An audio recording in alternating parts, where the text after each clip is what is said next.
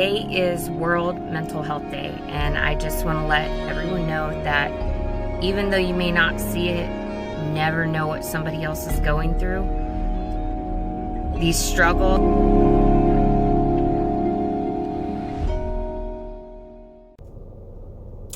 Hi, and welcome back to This Lady's Tea. I am so happy I got my first video out, and this morning on my way to work, I heard that it was World Mental Health Day, and that is pretty significant to me. It's pretty significant that I'm even saying this. I've always been that tough person that I will take care of everybody else and just put my stuff to the side. I think that's a lot of service-driven people, military people as well. So anyhow, here's my story, and I want to share the resources that I use to kind of deal with that situation. Absolutely unexpected to a certain degree. I have a story to share at a later time, but I had basically not dealt with anything during my first enlistment in the military in the Coast Guard. And so I get out, I have a 5-year break in service. This is before transition resources really existed. And I come into the Army 5 years later, and I was just kept it moving. I was very grateful to be back in. I hated being a civilian.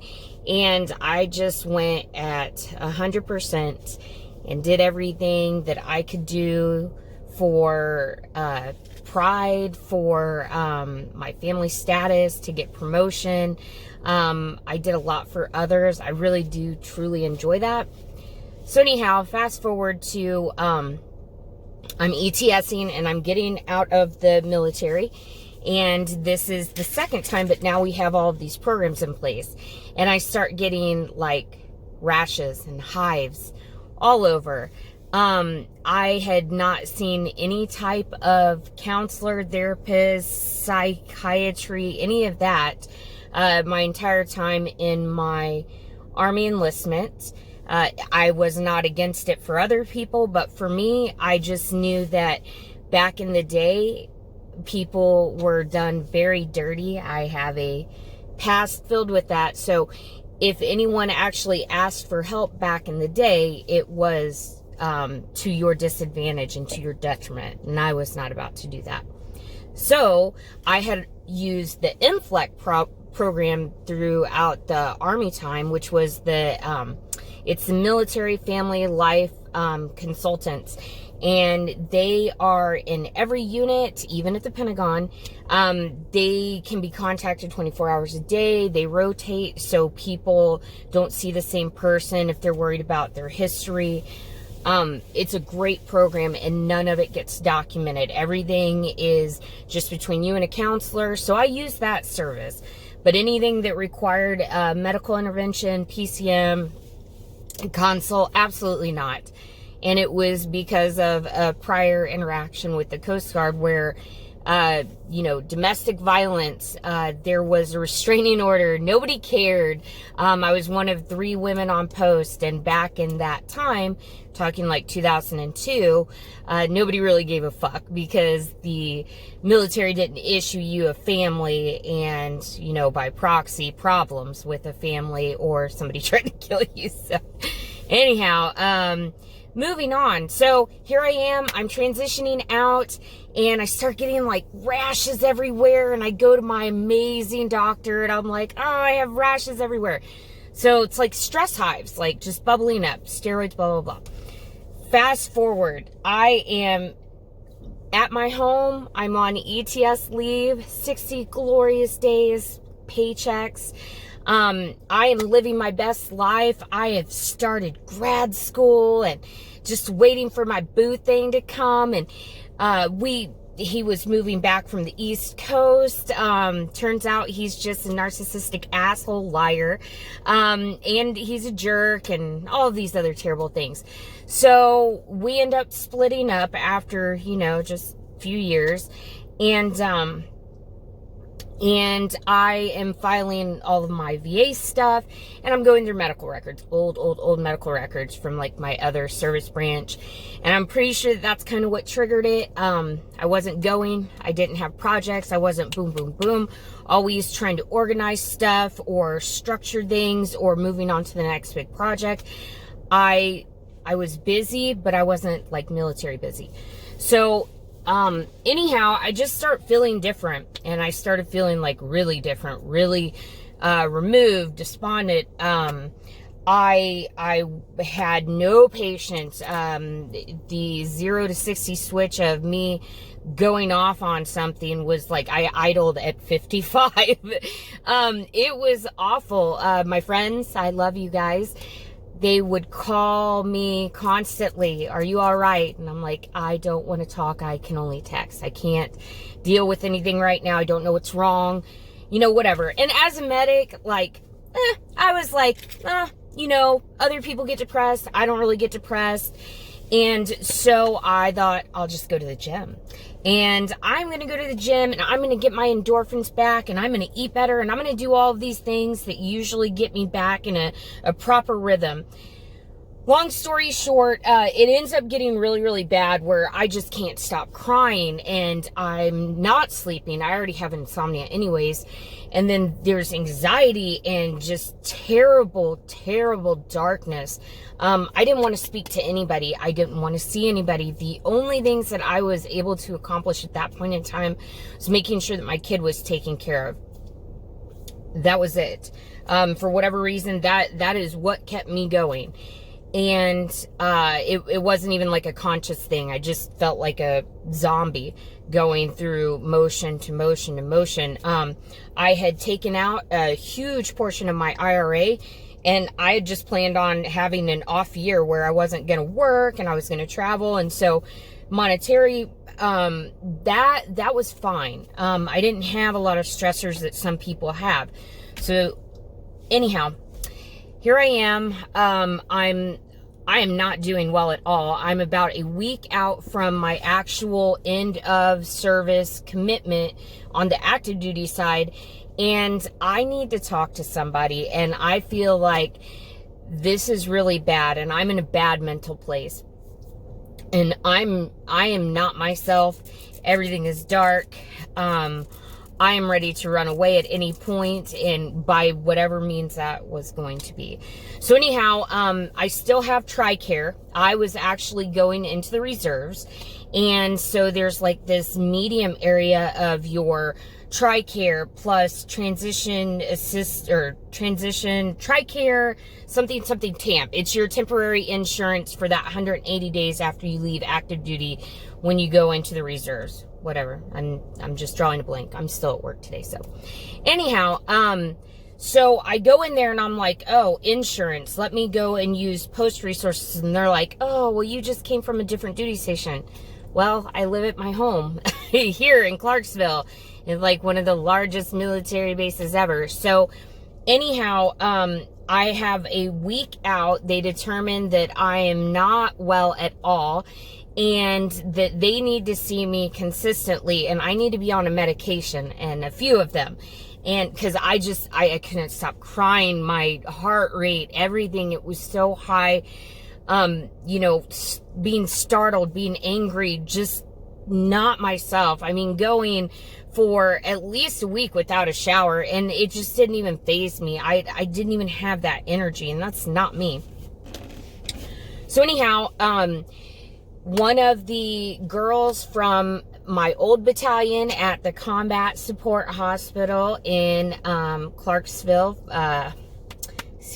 Fort Campbell, it was, whatever it was, 86 cash.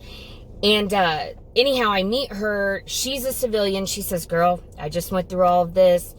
What I did is I got a planner. And I'm like, okay, what are you talking, like, I'm crying.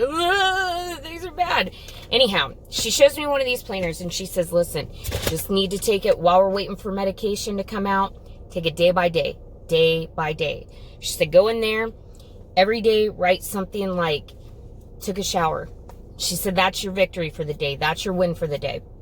And just literally day by day. She said, you're not going to feel like it. Just do it every day. Okay, so I followed the advice. I was crying, which anybody that knows me knows I am not a touchy-feely person. I don't like to gush those things. I like to speak them. So I'm in this terrible place. I get put on a medication, and now I've got a plan for transition, finding a person that does medications, which I didn't know there was really a difference between a psychiatrist and a psychologist. I didn't know that they were so different that I would really have to get TRICARE approval for one and then for the other. And then there's an incredible weight difference in between, and each has a protocol. It was a huge mess. So I'm like, oh my God, I'm in the worst space right now. I don't feel good. I don't feel safe. This is bad. So I had called several other resources. We're always told oh, call Military One Source. They can't touch me because my stuff is way beyond a counseling appointment. So that's important. I called the Vet Center resource line. They are great. They are there for adjustments. Getting adjusted back to civilian life, which I was told I'm not doing well. Got it. This is why I'm here. So they are an amazing resource, but they don't do medication. They don't, not that that's the answer for everything, but I was well beyond what anybody at that level was going to be able to really deal with, because it was bad. And, getting 1, 2, maybe 3 hours of sleep every night, faking it when I did have to be around people, but just terrible situation. Anyhow, so the Fort Campbell people, they don't deal with reservists. They only deal with active duty. So I was in a huge predicament. We ended up still being able to get me in and get stabilized on medications a little bit beyond what my actual ETS date was. And then I ended up moving on to civilian resources, because your TAMP or your TRICARE, your temporary insurance that you get if you're going into the reserves and blah, blah, blah regulation. All of that stuff, it's completely different. You can't use any active duty resources. You can't say, well, hey, I'm going into the reserves.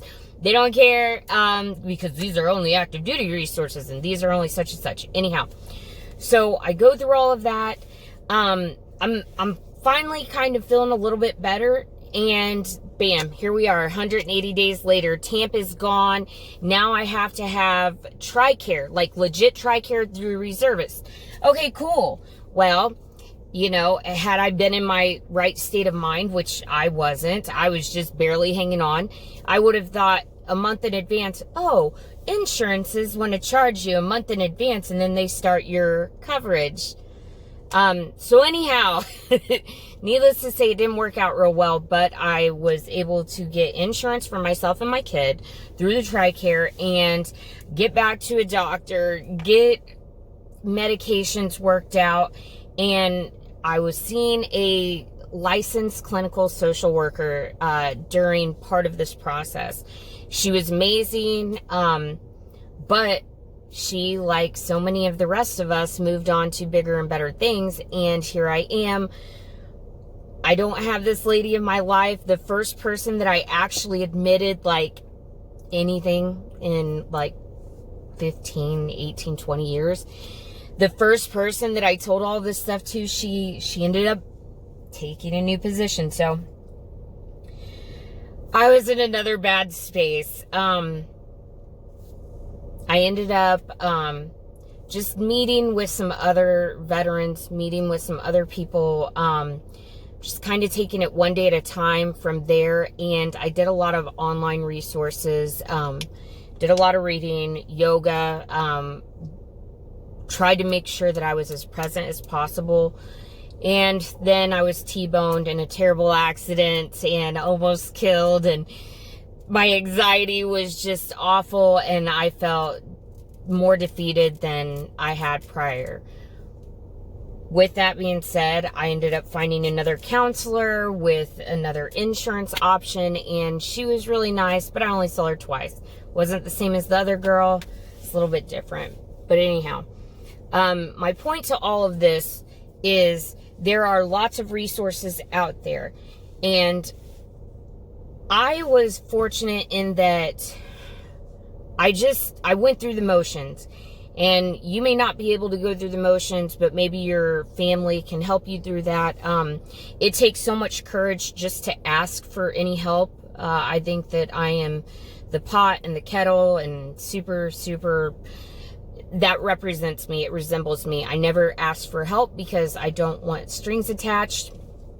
And I also am aware that I need to be strong for other people, and people are permeable. So if I'm weak, I can't have all of the people that support me weak, and so on and so forth. Anyways, all of that is a moot point because I'm better now. I'm in a much better place after not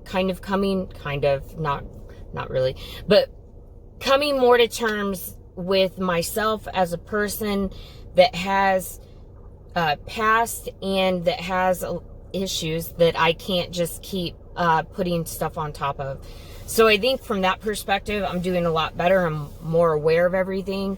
Still on medications, but I just want to say this to the other people who are just as stubborn as I am. There are resources. I'm going to do a ton of links below for the resources, like Military One Source. Not everybody is in the situation that I was in. For the excuse me.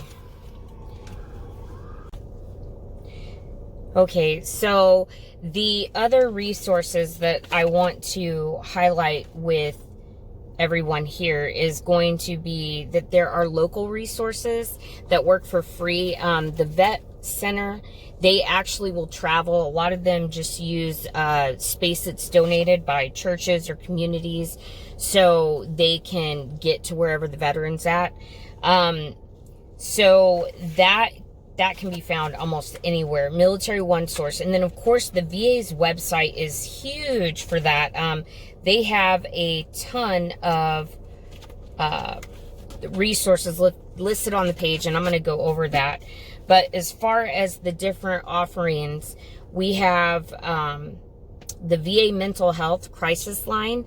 There's actually a text option where you can just text if you fall into the category like me where you just could not handle talking to anybody at all. I really could not. It just about set my anxiety over the edge. So there is, if you text 838-255, you'll reach somebody, and I'm going to have all of that below. Women veteran issues call centers, that's also an option, and that is the 1-855 VA Women. I think that the resources are pretty useful. Your depression, it is all-consuming, and PTSD, it's just a whole different animal. Anxiety, a different animal. And you're not going to be able to outthink it. You're not going to be able to outperform it. You're not going to be able to do like I did and just shove it down, because eventually it's just going to come back out and it's going to be even worse. And it's a lot of unpacking to do. So just take my advice and find someone that you can trust. Oh, and then counselors are like dating. We don't marry the first person we date. Same with counselors. There was one that I talked with, and she had a lisp. I couldn't get past it. Every time, hey Jessica, how are you doing? I'm like, I can't focus on this. The other person that kind of like kept looking in the mirror at themselves, like when they were talking to me, couldn't deal with it. So just know that it's kind of, even though it gets exhausting retelling the stories, you're going to find the person that matches your personality. Not everybody needs a cheerleader. I don't want a cheerleader. I don't want someone to say, you can do it. I know I can do it. I'm an independent woman. But you may need someone who can, be positive without being annoying. I guess that's the best way to say that. So, 1-877 War Vets. 24/7 access, that is your vet center resources. Caregiver support, it's huge. Caregivers, the people that take care of us. Any of the provider resiliency where, you know, people that are caregivers, doctors, nurses, moms, dads, aunts, uncles, wives, husbands, all of these people, they have their own issues and they're also trying to be strong for us. So there's a resource for them as well. You can find local ones, and I will put the link for the VA website on that, so you can find somebody local. Sometimes it's not a perfect world, and they're fixing a lot of things with the VA that had not been fixed before. So with that being said, you may have to travel an hour out of your way. I did. It was worth it. I'm worth it. So that is 1-855-260-3274, and that's caregiver support. Other than that, I just want everybody to know that there are several websites on Facebook. One of my favorite is going to be Veteran to Veteran. It's a group. You just request access to the group. If you're looking for more resources, Army What the Fuck Moments, that's another Facebook group. If you are the type of person that is going to be okay with reaching out to someone, if you are just having a bad moment, you're having a bad night, bad week, bad month, whatever, you reach out and you say, hey, I don't think I can do this anymore. I'm struggling. I need help. I can guarantee you that within moments, there is someone on this forum. One of those forums has over, I want to say 60,000 members.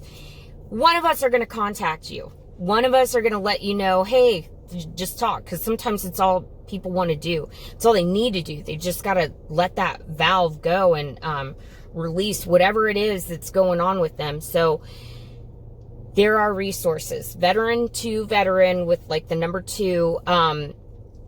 It's run by, well, there's several admin, but Yvonne Brooks, she's amazing and super helpful. There's also a repository of different VA benefit disability issues, claim issues, resources. If you don't want to go to the websites and you need kind of the Cliff Notes version, that's a great resource. Control F, you can find it. So Veteran to Veteran, Army What the Fuck Moments. You know, it's a super special bond that you can kind of usually know that you can trust somebody. And that's the other reason why I really wanted to do these videos, because for me to hear another female vet talk about, you know, any of this stuff, I would have been like, oh, wow, her? She seems perfect. Or, you know, equally any other leader that I've had, because in the military, you know, it's usually going to be male. Any other leader that was strong enough to kind of like bare themselves and to kind of be like, hey, this is actually what's going on. Ooh, you know, it's powerful. So just know that there are resources out there. The whole suicide stuff, I don't think there's one person that hasn't experienced that in the military. Like, I think that we all know someone that has went through that. So there are resources. If you need anything, just reach out to any of those resources. Google can be your best friend. And especially when you're going through this, you usually can't sleep. So thank God for the internet. If you found this to be useful, just let me know below. If you need to know about more resources or you have a question, just go ahead and let me know. If you want to know about more videos that are going to be coming up, hit the subscribe bell and you'll get the notifications. I'm going to try and get these done, at least a few every week. This is a project that I've been wanting to do for a long time, and I think it was my own fear that kind of kept me back from doing it, and life, of course, because I still work. So anyhow, thank you so much. Hit the like button, hit subscribe if you want to be alerted to the next video that pops up. In the shoot, we'll be actually getting on the eBenefits website, filing your disability claim. What do you need to file your claim? What is the 38 CFR? there's going to be several different topics that come up in the next few weeks. So other people can say, oh, I need that. I can use that. Or I know someone else that can use that. So thank you very much. Have a great day. Keep learning, keep improving. And just know you're not alone. We're all out here, and keep it moving. Thanks. Bye.